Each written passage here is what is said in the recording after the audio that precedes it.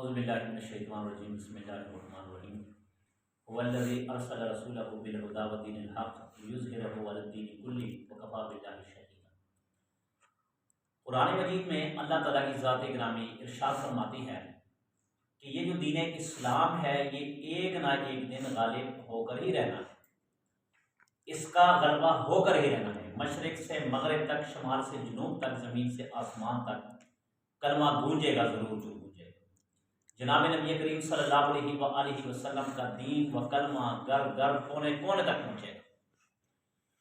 اب دیکھیں، مگر اس کے لیے اللہ تعالیٰ انسانوں کا انتخاب کرتے ہیں اور اس کے لیے انسان یعنی مسلمانوں کو اپنی کاوش اور کوشش دکھانی چاہیے۔ اگر کوئی کوشش کرے یا نہ کرے، اگر کوئی محنت کرے یا نہ کرے، اللہ تعالیٰ نے کہہ دیا کہ یہ دین غالب ہو کر ہی رہنا ہے، تو غالب ہو کر ہی رہنا ہے۔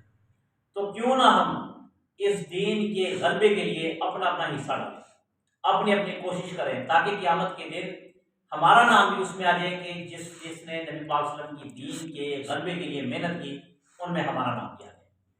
اب دیکھیں، قطر میں فیسٹیول ہے فیفا ورلڈ کپ کا، اس میں امریکہ کا اداکار یعنی کہ جو بہت عمر کا اداکار ہے، یعنی کہ اس کی عمر بیت گئی اس میں۔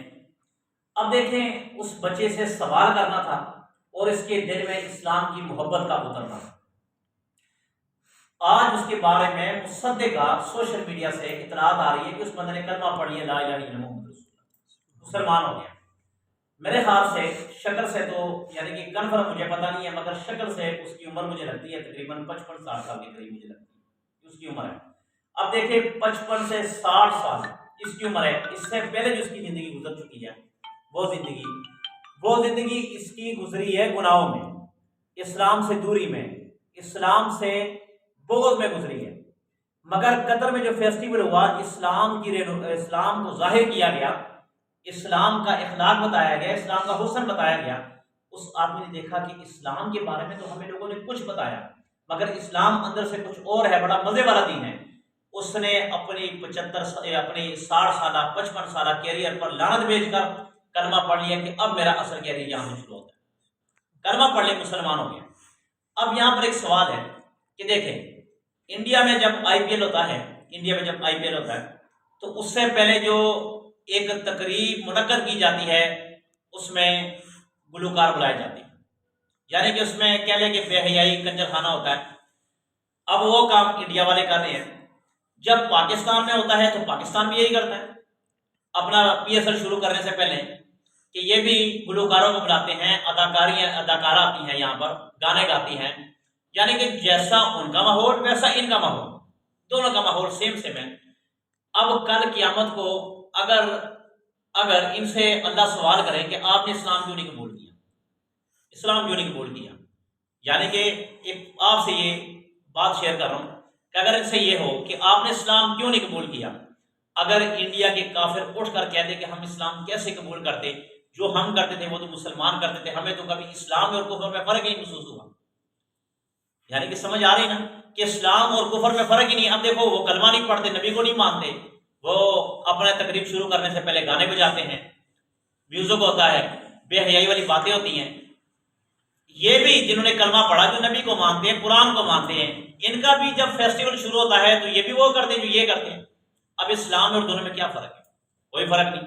اب ایک آدمی ڈاکٹر کے پاس جائے کہ جناب آپ میرے دل کا آپریشن کریں، مگر ڈاکٹر تو کہہ رہا ہے کہ میں خود دل کا مریض ہوں، تو مجھے بتاؤ آپ کا دل اطمینان کرے گا اسے آپریشن کروانے کا؟ آپ تو کوئی جناب آپ اپنے دل کا علاج نہیں کر سکتے، آپ کا بیٹا بیمار، اپنے بیٹے کا، اپنی بیوی کا، اپنی بہن کا دل کا آپریشن نہیں کر سکتے، آپ ہمارا کیا کریں گے؟ آپ اٹھ کر وہاں سے آ جائیں گے۔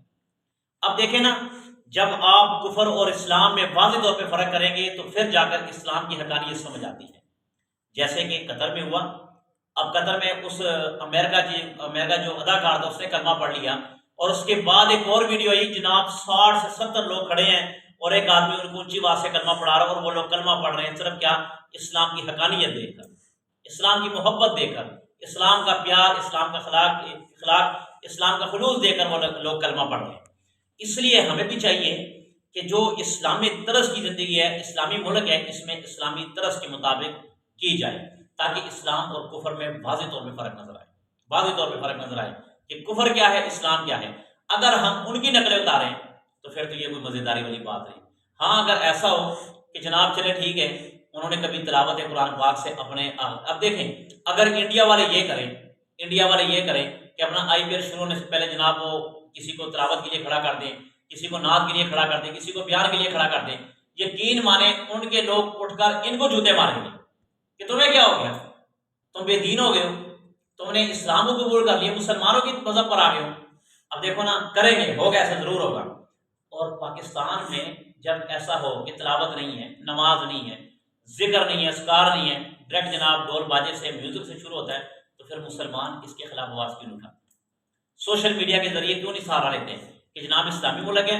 یقین مانے جب سے یہ قطر میں ہوا نا، یہ 57 اسلامی ممالک ہے، 57 اسلامی ملک، 57 اسلامی ممالک کو اس بندے نے آئینہ دکھا دیا، جس کے منہ پر نہ داڑھی ہے، جس کے سر پر نہ پگڑی ہے، جناب اس نے 57 اسلامی ممالک کو آئینہ دکھا دیا کہ دیکھیں اسلام کہتا کیا ہے، اسلام کی حقانیت کیا ہے۔